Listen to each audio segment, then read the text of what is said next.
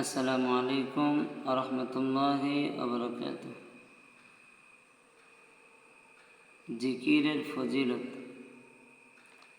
আল্লাহ রাসূল সাল্লাল্লাহু আলাইহি ওয়াসাল্লাম বলেন, কিয়ামতের দিন আমার শাফাআত লাভে সবচেয়ে সৌভাগ্যবান ওই ব্যক্তি হবে যে একনিষ্ঠ চিত্রে লা ইলাহা ইল্লাল্লাহ পাঠ করে।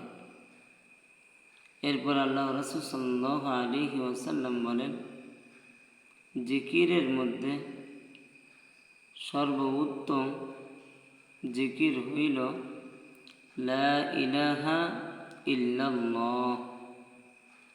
সর্বোত্তম জিকির লা ইলাহা ইল্লাল্লাহ।